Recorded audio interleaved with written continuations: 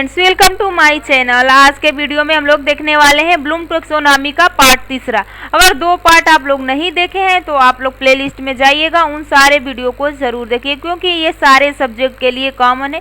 चाहे आप लोग का हिंदी टीचिंग हो, फिजिकल साइंस हो, जूलॉजिकल साइंस हो, आप लोग का जैसे कि इकोनॉमिक साइंस हो, जियोग्राफी साइंस हो, हिस्ट्री साइंस हो, टीचिंग हो, उसके बाद आप लोग का हो जाए कॉमर्स टीचिंग हो, यानी मैथ टीचिंग हो, कोई भी पेपर आपने सेलेक्ट किया है, कोई भी सब्जेक्ट सेलेक्ट किया है, इसमें आप लोग को पता ही होगा कि दो ही सब्जेक्ट का एग्ज़ाम देना है आप लोग को।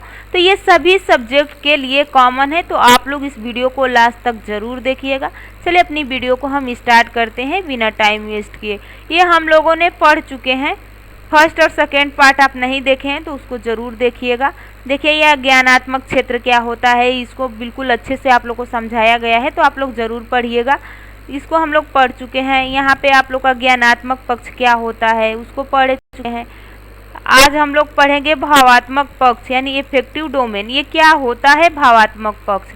भावात्मक पक्ष यानी ज्ञानात्मक आप लोग का दिमाग से है, भावात्मक आप लोग के हृदय हार्ट से है, और क्रियात्मक आप लोग के हाथ से रिलेट करता है। तो चलिए हम लोग देखते हैं कि भावात्मक पक्ष क्या है यानी इफेक्टिव डोमेन क्या है। इसको पहले थोड़ा सा पढ़िए। देखिए इसको कितने भागों में बांटा गया है, सारे पे डिटेल से हम लोग बात करने वाले हैं। तो देखिए भावात्मक पहलुओं को पहली बार 1964 में ब्लूम, मासिया और कर्थवल द्वारा पेश किया गया था। ये सन आप लोग को याद होना चाहिए 1964, और किसने किसने इसमें सहयोग किया है तो इनका नाम जरूर याद होना चाहिए आप लोगों को। यह पहलू आंतरिक विकास पर केंद्रित है, जो तब होता है जब कोई व्यक्ति मूल्यों, सिद्धांतों, संकेतों और उनके समाधानों को प्राप्त करता है और संशोधित करता है, जो उनके मूल्य निर्णय को आकार देते हैं। यह एक व्यक्ति के भावनात्मक और व्यक्तिगत विकास को शामिल करता है, जिसमें ऐसे उद्देश्य शामिल हैं जो छात्र के दृष्टिकोण, मूल्य, रुचियों आदि में बदलाव लाते हैं। यानी इसका आप लोग का रिलेट है दिल से, हृदय से, हार्ट से।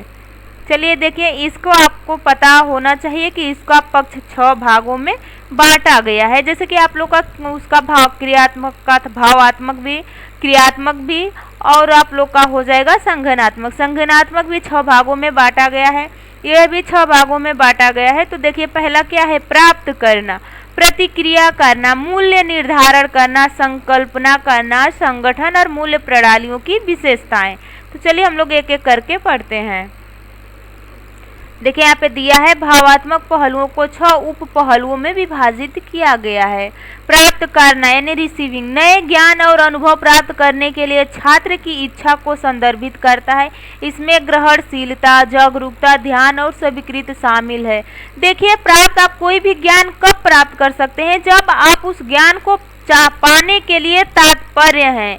आप बिल्कुल, अगर आपको कोई भी ज्ञान दिया जा रहा है, कोई भी बात बताया जा रहा है, कोई भी पॉइंट आपको सिखाया जा रहा है, तो अगर आप सीखने के लिए तात्पर्य है तो आप आसानी से सीख जाएंगे।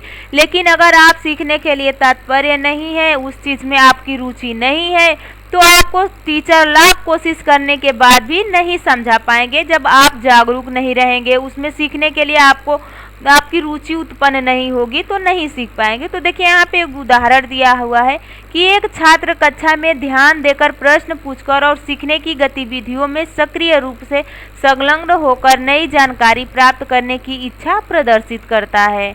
आगे देखिए प्रतिक्रियाएं। जब आप किसी चीज़ को प्राप्त कर लेंगे तो फिर उस पर आप अपनी प्रतिक्रिया, रिस्पॉन्स दिखाएंगे। तो प्रतिक्रियाएं देने, इच्छाओं को व्यक्त करने और उत्तर देने जैसी गतिविधियों के माध्यम से नई जानकारी प्राप्त करने में छात्रों की सक्रिय भागीदारी को संदर्भित करता है। देखिए एक छात्र कक्षा के चर्चा पर प्रतिक्रिया देकर, किसी विशेष विषय में रुचि व्यक्त करके और समूह परियोजनाओं में सक्रिय रूप से भाग लेकर अपनी प्रतिक्रियाएं प्रदर्शित करता है। आगे देखिए मूल्य निर्धारण उन विशिष्ट मूल्यों से संबंधित है जो छात्र अपने जीवन में महत्वपूर्ण रखते हैं और उनके प्रति एक स्थिर दृष्टिकोण प्रदर्शित करते हैं। उदाहरण में देखिए क्या है? एक छात्र अपने विश्वासों के प्रति प्रतिबद्धता दिखाकर, नैतिक सिद्धांतों को महत्व देकर और अपने मूल्यों के साथ संरेखित निर्णय लेने के द्वारा अपने मूल्यों को प्रदर्शित करता है। परावर्तन और विश्लेषण। देखिए इसमें मूल्यों पर विचार करना शामिल है। जब एक से अधिक मूल्य किसी दिए गए स्थिति में लागू होते हैं, जैसे देखिए यहाँ पे एक छात्र दी गई स्थिति में विभिन्न मूल्यों पर विचार करके, पेशेवर या विपक्षों का वजन करके और एक सूचित निर्णय लेकर प्रतिबंध विश्लेषण प्रदर्शित करता है। संगठन ऑर्गेनाइजेशन क्या है? एक क्रम में मूल्यों को व्यवस्थित और व्यवस्थित करने से संबंधित है। एक छात्र, एक उदाहरण में देखिए, एक छात्र एक अध्ययन कार्यक्रम बनाकर, कार्य को प्राथमिकता देकर और प्रभावी ढंग से अपने समय का प्रबंधन करके अपने संगठनात्मक कौशल को प्रदर्शन करता है। तो ये कोई माने नहीं कि आपको यही उदाहरण याद करना है, नहीं, आप बस थोड़ा सा समझिए और अपने हिसाब से उदाहरण बनाकर लिख सकते हैं। लास्ट पॉइंट है आप लोग का मूल्य प्रणाली की विशेषता। एक छात्र की व्यक्तिगत मूल्य प्रणाली और जीवन शैली की प्रतिनिधित्व करता है, जिसके माध्यम से अन्य उनकी व्यक्तित्व विशेषताओं का पता चलता है।